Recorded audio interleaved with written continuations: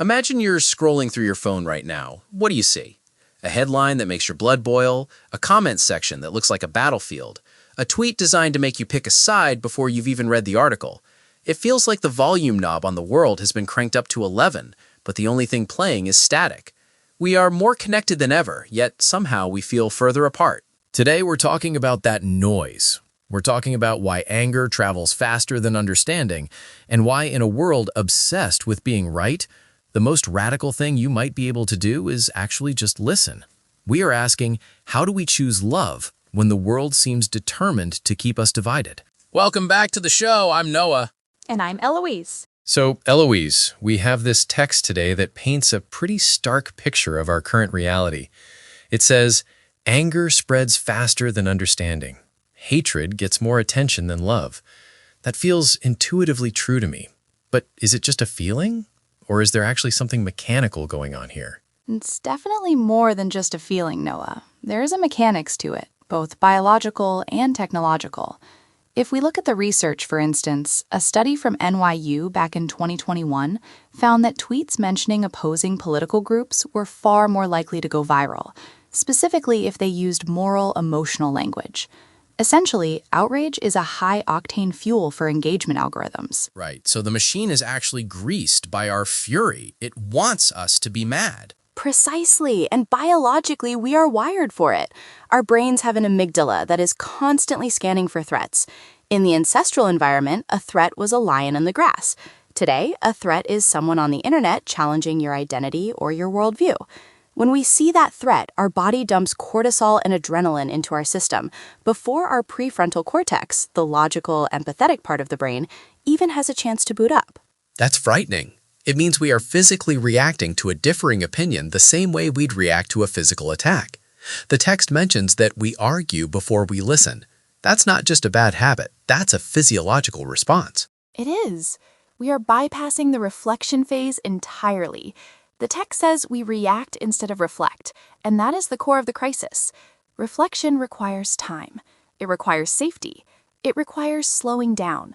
But the digital ecosystem is built on speed. It demands an instant take. If you don't have an opinion on the news 5 minutes after it breaks, you're invisible.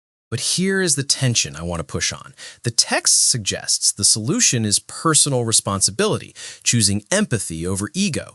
Is that enough? It feels a bit soft. If the algorithms are rigged against us and our biology is rigged against us, can one person choosing love actually make a dent? Or is that just a nice sentiment for a greeting card? I think that's the cynical trap we fall into, assuming that because a solution is small or local, it's ineffective. But let's look at the history of social change. It rarely starts with a top-down decree.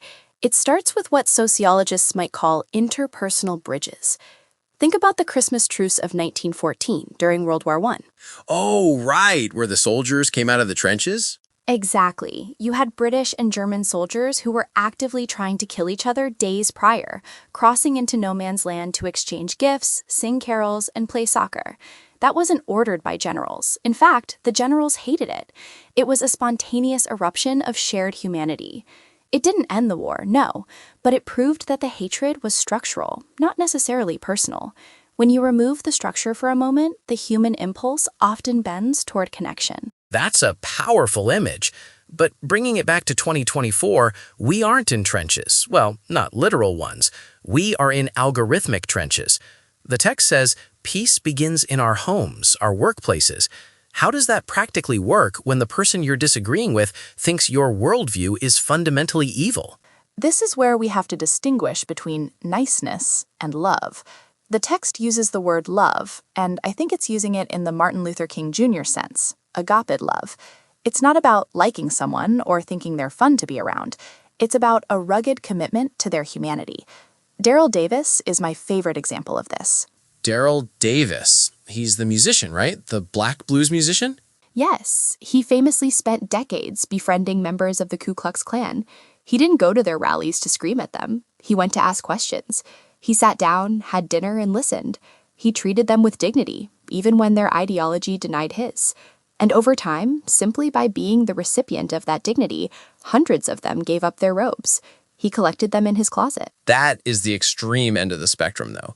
Most people aren't going to sit down with the KKK, but you're saying the principle is that listening isn't passive. It's an active dismantling of the other person's fear. Active is the key word. The text says, love is the strongest force we have. That's not poetic fluff. In physics, force is mass times acceleration. In relationships, the force of love is attention times endurance. When you listen to someone who expects you to shout, you are disrupting the script. You are breaking the pattern of escalation. That is power. Let's talk about that pattern of escalation. The text mentions we argue before we listen. I feel like we also label before we listen. We have these buckets. You're a boomer, you're a zoomer, you're left, you're right. Once I put you in the bucket, I don't have to listen to you because I think I already know what you're going to say. That's cognitive efficiency. Our brains love shortcuts. It takes a lot of caloric energy to really understand a complex human being. It takes almost zero energy to stereotype them. So when the text calls for empathy over ego, it's actually asking us to do hard labor. Empathy is work. It means suspending your own need to be the protagonist of the conversation. And that need to be right is a drug. It feels good to dunk on someone. It feels good to get the likes.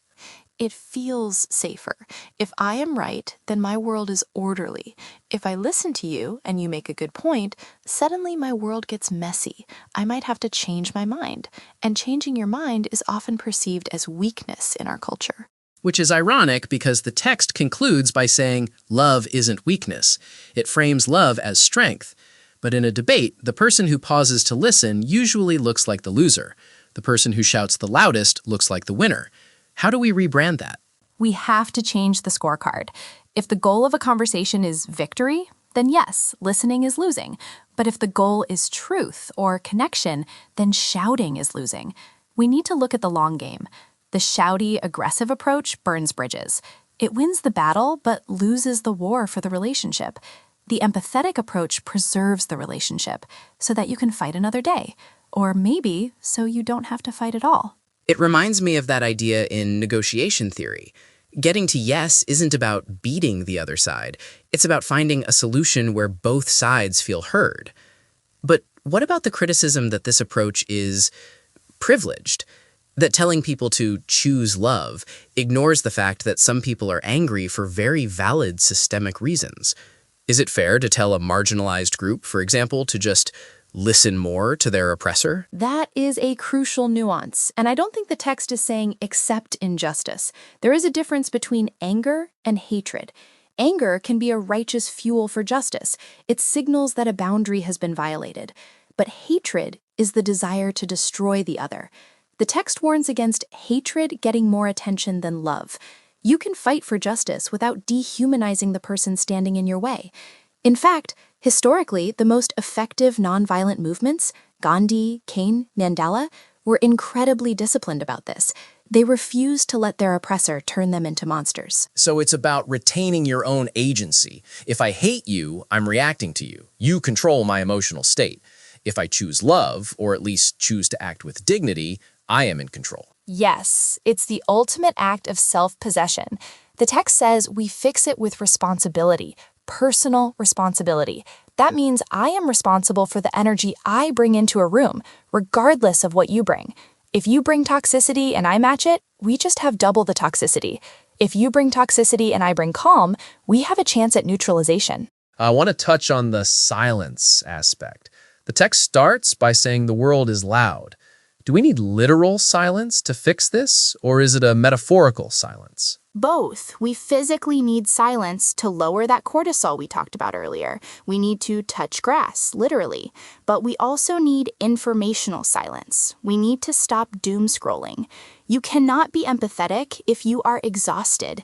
Compassion fatigue is a real psychological phenomenon.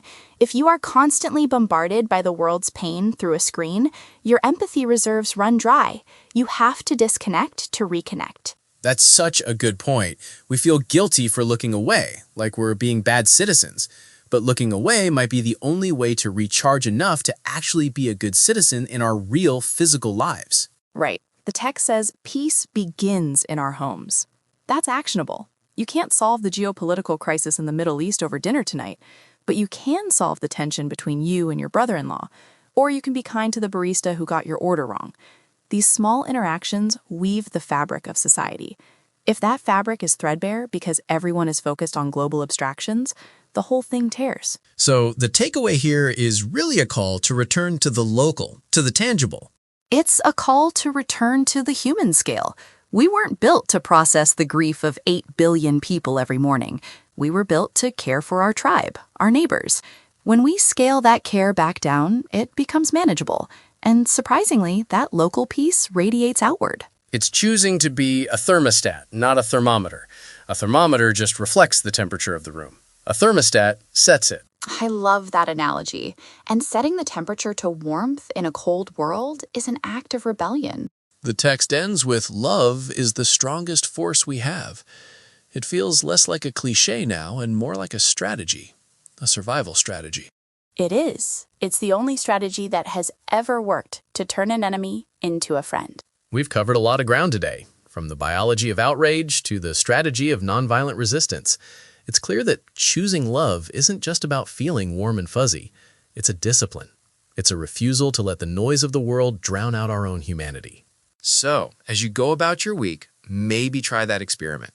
When you feel that spike of anger, that urge to correct someone, pause, take a beat, ask a question instead of making a statement. See what happens when you drop the rope. Thanks for listening. We'll see you next time.